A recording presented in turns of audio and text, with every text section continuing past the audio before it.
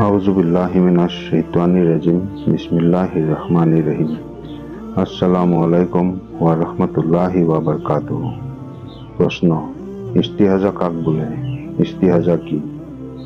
উত্তৰ: হায়জৰ যি ৰক্ত 3 দিনতকৈ কম বা 10 দিনতকৈ বেছি আৰু নেফাসৰ সময়ত 40 দিনতকৈ বেছি ওলায় তাকে ইস্তিহাজা বোলে। প্ৰশ্ন: ইস্তিহাজাৰ বিধান কি? উত্তৰ: ইস্তিহাজাৰ সময়ত নামাজ ৰোজা আদায় কৰিব লাগে আৰু সহবাস কৰাও জায়েজ আছে। ইস্তিহাজা বন্ধ হোৱাৰ পিছত গোসল ৱাজিব নহয়। প্ৰশ্ন: ইস্তিহাজাৰ তেজেৰে সৈতে কেনেকৈ নামাজ পঢ়িব? উত্তৰ: প্ৰত্যেক ফৰজ নামাজৰ বক্তত গুপ্তাংগৰ পট্টি সলাই নতুনকৈ অজু কৰিব আৰু তাৰ দ্বাৰা ফৰজ, সুন্নত, নফল আদি সকলো প্ৰকাৰ নামাজ সেই বক্তত পঢ়িব পাৰিব।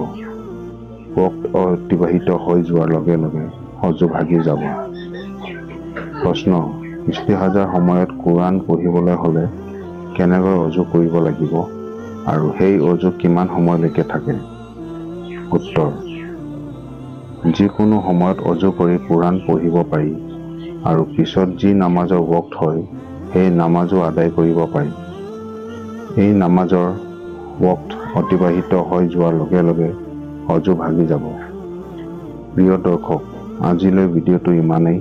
পৰৱৰ্তী সময়ত আকৌ অন্য এটি ভিডিঅ' লৈ আপোনালোকৰ মাজত উপস্থিত হ'ম। তেতিয়ালৈ ভালেই থাকিব। ভিডিঅ'টোত এটা লাইক কৰি শ্বেয়াৰ কৰি দিব, লগতে চেনেলটো ছাবস্ক্ৰাইব কৰিব নাপাহৰিব। আসসালামু আলাইকুম। আল্লাহ হাফিজ।